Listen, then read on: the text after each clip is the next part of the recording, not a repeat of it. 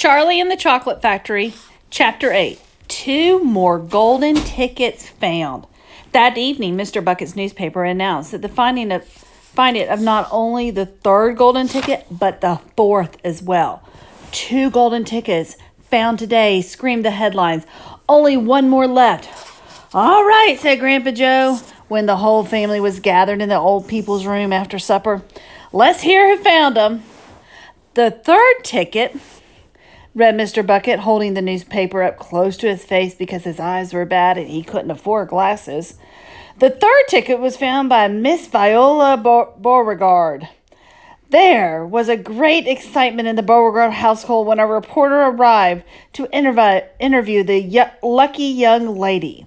Cameras were clicking and flashbulbs were flashing, and people were pushing and jostling and trying to get a bit closer to the famous girl.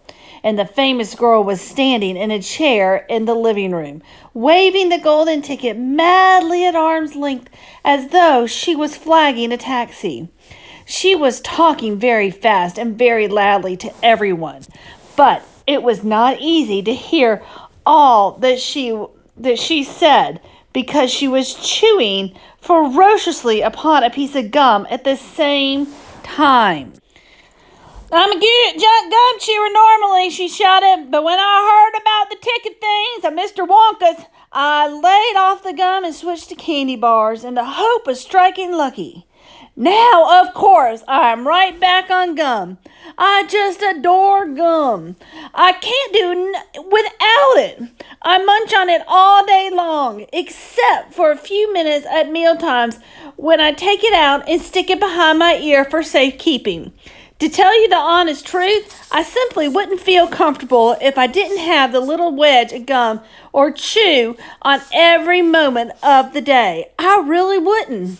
My mother says it's not a ladylike and it looks ugly to see a girl's jaws going up and down like mine do all the time, but I don't agree, and who sees to criticize anyway? Because if you ask me, I say that her jaws are going up and down almost as much as mine are just from yelling at me every minute of the day. Now, Violet, Miss Beauregard said from the far corner of the room, where she was standing on the piano to avoid being trampled by the mob. All right, Mother, keep your hair on, Miss Beauregard shouted. And now, she went on turning to the reporters again. It may interest you to know that this piece of gum I'm chewing right here at this moment is one I've been working on for over 3 months solid. That's a record, that is. It's beaten the record held by the best friend, Miss Cornelia Prince Medal, and she was mad. It's my most treasured possession now, this piece of gum. At nights, I just stick it on the end of the bedpost, and it's as good as ever in the mornings. A bit hard at first, maybe, but it soon softens up again after I've given it a few good chews.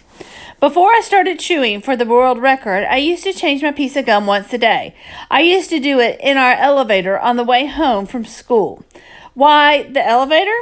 Because I like sticking the gooey piece that I just finished with onto one of the elevator buttons. Then the next person who came along and pressed the button got my old gum on the end of their finger. Ha ha! And what a racket they kicked up. Some of them, you get the best results with the women who have expensive gloves. Oh, yes, I'm thrilled to be going to Mr. Wonka's factory. And I understand that afterwards he's going to give me enough gum to last for the rest of my whole life. Whoopee! Hooray! Beastly girl, said Grandma Josephine. Despicable, said Grandma Georgina. She'll come to a sticking end one day, chewing all the gum. You see, if she doesn't. And who got the 4th golden ticket, Daddy? Charlie asked. Now let me see, said Mr. Bucket, peering at the newspaper again. Ah, yes, here we are. The 4th golden ticket, he read, was found by a boy called Mike TV. Another bad lot, I'll be bound, muttered Grandma Josephine. Don't interrupt, Grandma, said Mrs. Bucket. The TV household, said Mr. Bucket, going on with his reading, was crammed like all the others with excitement. Visitors from when our reporter arrived, but young Mike Teavee, the lucky winner, seemed extremely annoyed by the whole business.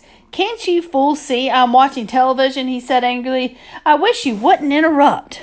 The 9-year-old boy was seated before an enormous television set. With his eyes glued to the screen, he was watching a film in which one bunch of gangsters was shooting up another bunch of gangsters with machine guns. Like Mike Teavee himself had no less than 18 toy pistols of various sizes hanging from his belts around his body. And every now and again, he would leap up into the air and fire off half a dozen rounds from one of these weapons. "Quiet!" he shouted when someone tried to ask him a question. "Didn't I tell you not to interrupt? This show's an absolute whiz-banger. It's terrific. I watch it every day. I watch all of them every day, even the crummy ones where there's no shooting. I like the gangsters best.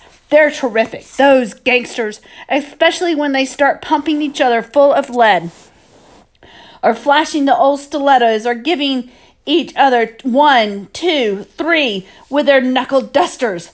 Oh boy, what wouldn't I give to be doing that myself? It's the life. I'll tell you, it's terrific." "That's quite enough," snapped Grandma Josephine. "I can't bear to listen to it." "Nor me," said Grandma Georgina. "Do all these children behave like this nowadays? Like these brats we've been hearing about?" "Of course not," said Mr. Bucket, smiling at an old lady in the bed. "Some do not, of course. In fact, quite a lot of them, but not all. And now, there's only one ticket left," said Grandpa George. "Quite so," sniffed Grandma Josephine. "And just as sure as I'll be having cabbage soup for supper tomorrow, that ticket will go to some nasty little beast who doesn't deserve it." The end of chapter 8.